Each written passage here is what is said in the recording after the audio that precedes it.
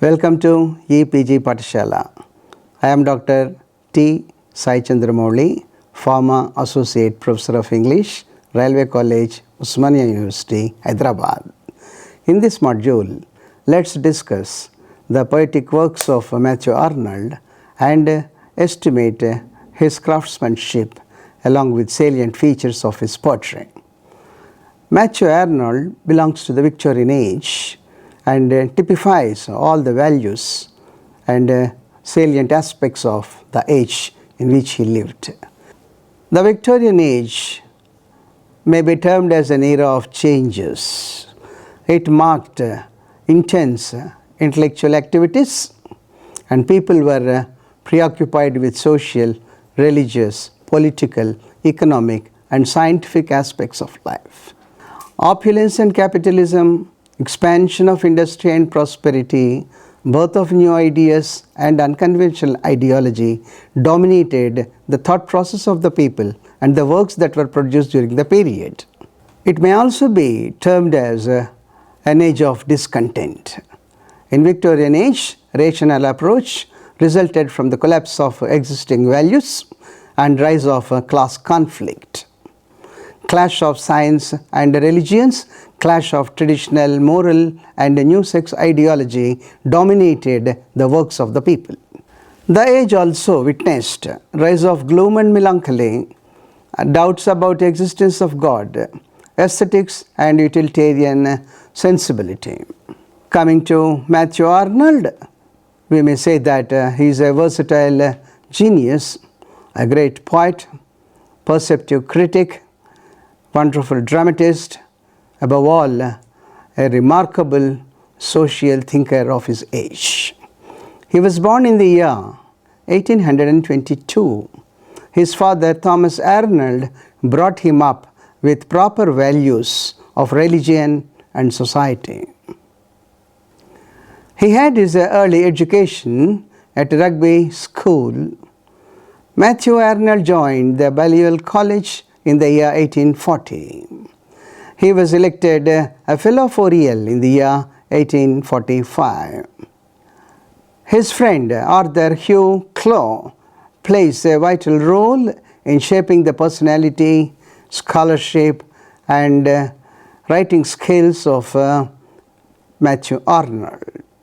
He owes his reputation to a greater extent to his intense and affectionate friendship with his friend Arthur Hugh Clough. Matthew Arnold was appointed Inspector of Schools. Subsequently, he became aware of the evils existing in the contemporary educational system in England.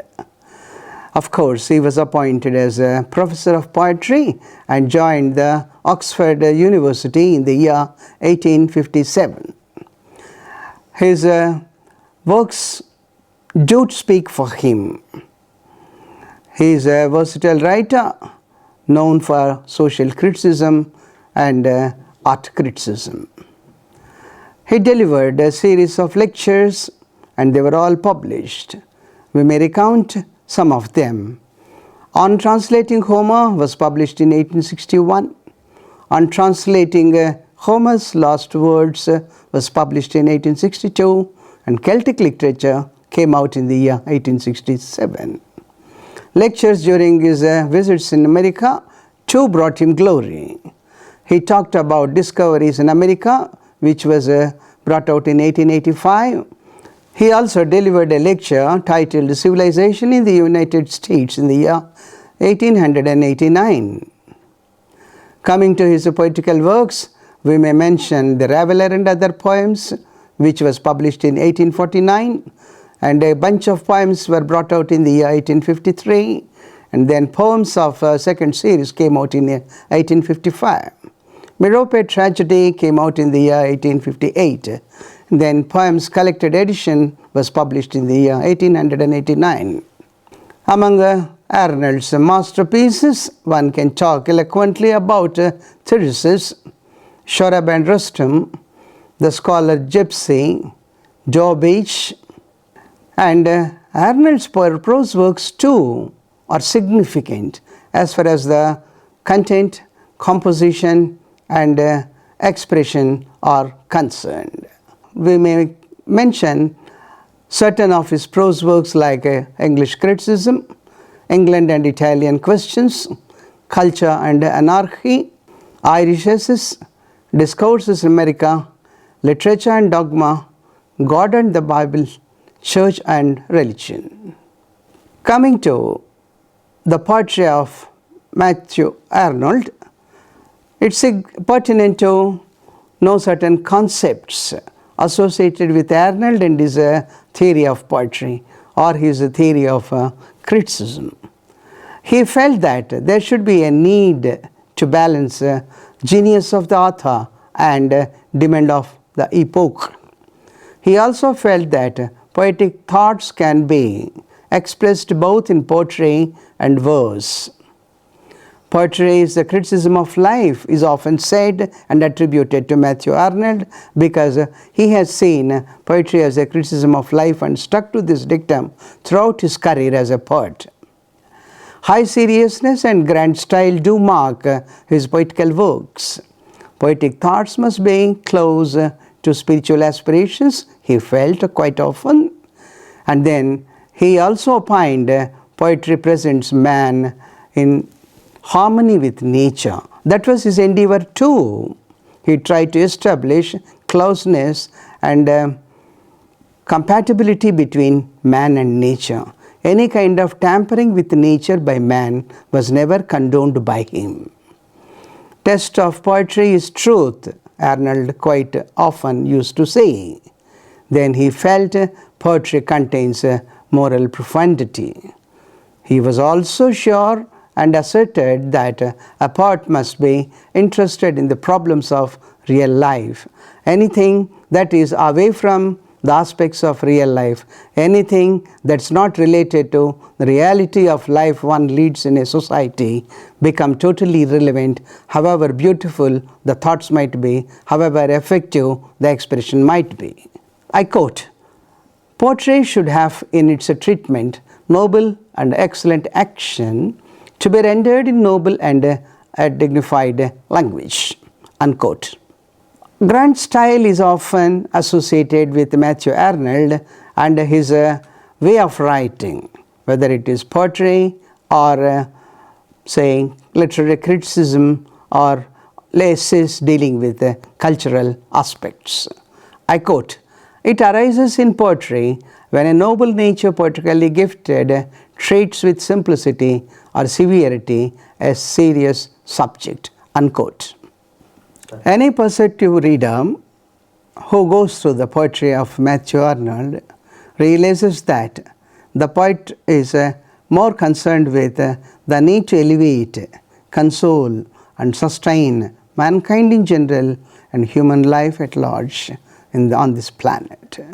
Sublimity in thought and nobility in expression are cardinal to the works of Matthew Arnold because he has devoted a major part of his life to serious thinking about society, people, their plight. Matthew Arnold's thought process and craft might have been influenced by the writers of earlier ages, earlier eras. He appreciates the work of Milton, Dante, Homer, Virgil, Sophocles, not to forget Shakespeare. We may now turn our attention to the poem The Scholar Gipsy, a lengthy narrative of vagabond Oxford scholar. In fact, Matthew Arnold got inspiration from Joseph Glanvill's book, The Vanity of Dogmatic Zinc. In this poem, he presents criticism of modern life. Here one comes across the poet's preference for the gypsy's way of life, perhaps a sort of unrestricted, unfettered movement in life, in thought and in action perhaps the poet was advocating. In this poem, a perceptive reader comes across the poet's preference for a gypsy's way of life. Perhaps he is not happy with conditions which restrict freedom of a free-thinking person, freedom of a writer, freedom of any individual in any society at any point of time. The scholar represents uncompromising power of intellect, conflict between imagination and readiness to take on challenges in life. And the poet paints brilliantly the pastoral settings, and the poem is replete with the passages which enhance its appeal on account of the focus on pastoral life, pastoral settings, and pleasure and peace that are associated with the pastoral life, simple life.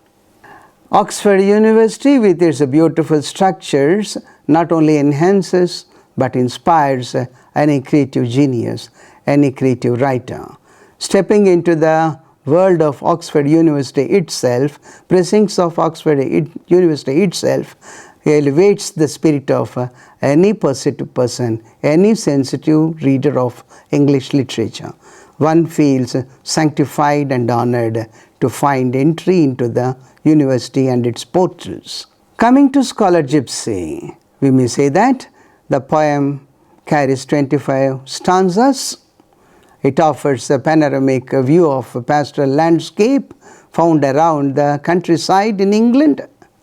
The poet explores the complexity of modern life and feels that it's not congenial to develop a free thought of any freedom-loving person. There are two aspects.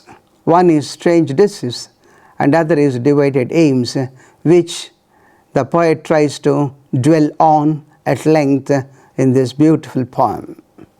Reflections on the absence of faith, love and hope haunt the poet endlessly, and these are repeatedly seen in many passages across the whole quantum of work of Matthew Arnold.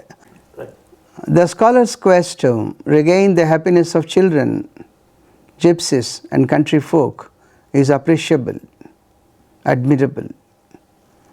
It makes one free to move as one likes. It makes one to think and act to the best of one's own ability. The haunting surroundings of Oxford, the pastoral settings do inspire the poet to create an immortal poem titled The Scholar Gipsy. Here one finds the scholar avoiding human company. Scholars wandering in search of happiness can Cunner hills and search for strange arts demand the serious attention of a reader. Coming to summing up the poem, we may say that in this poem, Matthew Arnold expresses his disgust for modern life. His appreciation of nature is evident, manifest in every single line one comes across in this beautiful poem. His quest for simple and sublime life is never ending and amplified in this poem also in equal measure. This poem represents Arnold's criticism about the futility of human struggle. It deals with the idea of immortality. It also talks about defense of primitive life. The scholar represents the poet's idea of solitary life. Perhaps many people love to lead a solitary life, but solitude is not that advisable all the time. Anyway, in this poem, one comes across intellectual struggle and spiritual unrest as manifested by the wanderings of the scholar Gipsy. Well, there is a balance of thought and action in this poem, and an unmistakable note of elegiac mood is an undercurrent in this poem. Panoramic description of the university, that's Oxford University and its surroundings, and imitation of pastoral elegy are the major and salient features of this poem. One comes across the poet trying to balance classical and romantic elements here. His fine use of language, phrases ornamentation, style and imagery do attract the reader's attention and make an indelible impact on his thinking. The colorful description of flowers is really beautiful, enriching, elevating. Symbolic representation of man's quest for truth is not singular to this poem alone. It's not specific to Matthew Arnold alone. All poets through the ages have been trying to portray this significant quest of man to find truth, where truth lies and what truth is ultimately. In this poem, colorful description of the flowers elevates, exhilarates the reader, and a riot of colors permeates the whole poem. The symbolic representation of man's quest for truth is not specific to this poem and not singular to Matthew Arnold alone. Any poet, any creative writer, any thoughtful person has been going after this elusive concept of truth. What constitutes truth? What is truth? How it will be like? Have been explored and probed by different poets through the ages, including Keats, who says truth is beauty, beauty is truth, and yea, that's all you have to know. Well, one may also say that truth is one, absolute, and beyond the comprehension of man. It may be one, but it has been interpreted in myriad ways by people through the ages. Dover Beach and other poems was published in the year 1867. This lovely poem, Dover Beach, creates a proper ambience for the poet to express his views on the situation where he is placed at the moment, at the beginning of the poem. As we come to the conclusion of the poem, we find him universalizing, generalizing his views, which are not restricted to him alone or to England or Dover Beach. The poem Dover Beach may be stated as an eloquent expression of Matthew Arnold's spiritual unrest, expression of his own discontent on the failure of his marriage with Lucy Victorian is unmistakably visible. Poem divided into 4 stanzas. In the beginning of the poem, the poet gives an account of the serene beauty of the seashore, the loneliness he finds himself in, and expresses his yearning for his beloved to be by his side. The dashing waves look perhaps disturbing the poet's peace of mind, but they do contribute in their own way to fire his imagination about man and his place in the modern world. The serene setting, moon-blanched sea, and glittering white hills round inspire the poet to look for and long for the presence of his beloved by his side. The ebb and flow of human destiny is reflected by the ebb and flow of waves he views before him. The poet is at once conscious of human suffering, because suffering is not limited to an individual, to a particular era, or to a particular age. It's constant companion of mankind. Well, the poet realizes he's alone, and that sense of isolation fires his imagination, and he longs for establishing contact with like-minded people around, especially his beloved. His contempt for the artificial world is well reflected through this poem. A sense of loss permeates the poem. Contrast between the ideal world of joy and doubts are ventilated amply. I quote, "Nor certitude, no peace, nor help from pain, and we are here on a darkling pain." For the poet, the world looks dark, the world looks bleak, offers a gloomy picture. Man is lonely, isolated, and this solitude haunts the speaker of the lines in the poem as well as the reader as well, because the undertone of melancholy runs through not only this poem but in most of the poems of Matthew Arnold.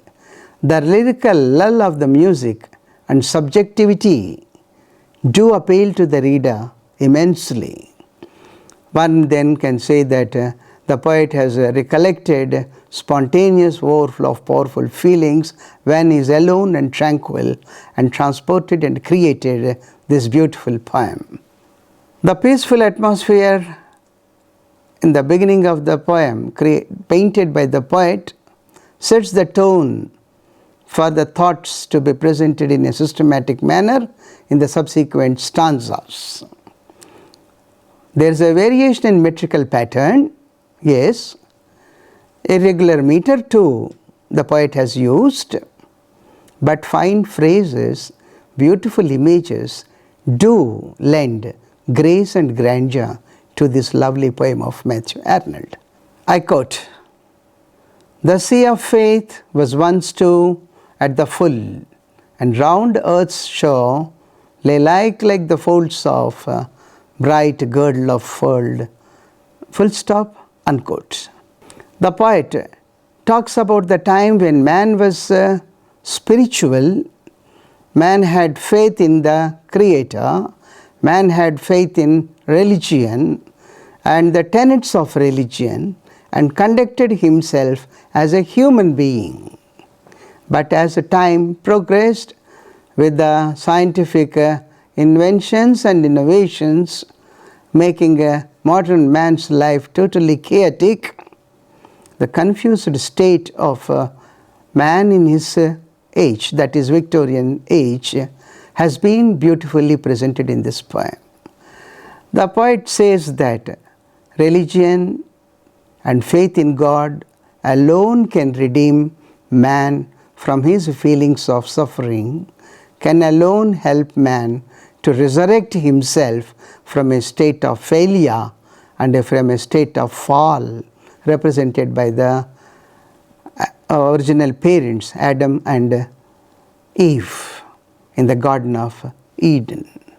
Growing materialism alienated man from man, man from society, and man from religion. Thus, the modern man in his Victorian society or Victorian age kept himself aloof, cut off all bonds, because materialism obsessed. He was obsessed with materialism and pleasures of materialistic world.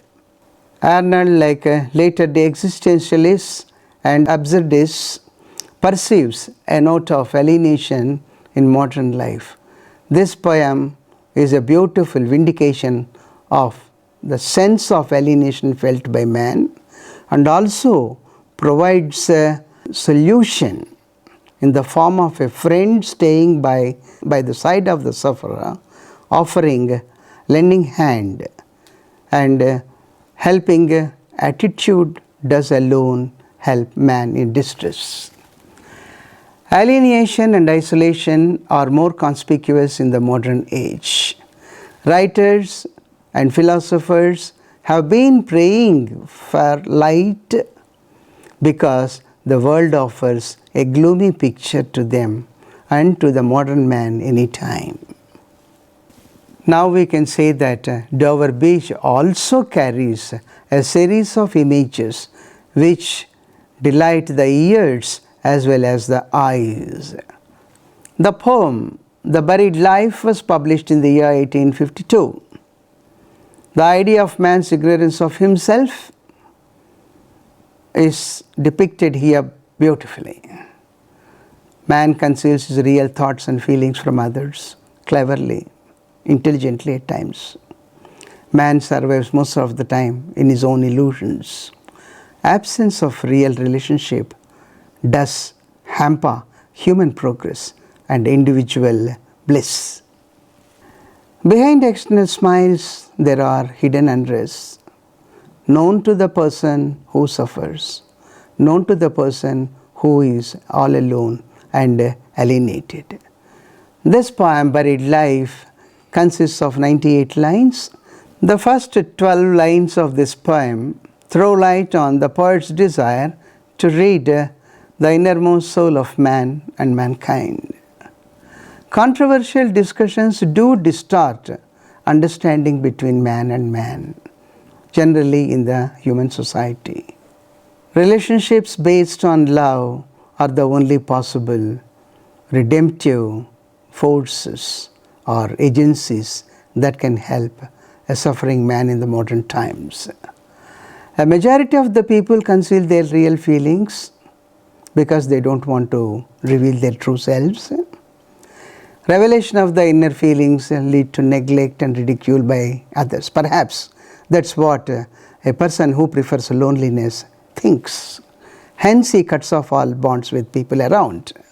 All human beings feel this sense of solitude, lonesomeness, or loneliness. Loneliness properly describes the state of alienation. Man escapes real feelings, people, and the society in which he is a part and parcel.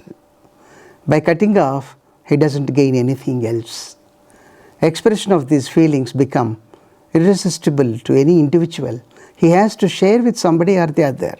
Otherwise, how long one is going to keep them to himself and continue to suffer?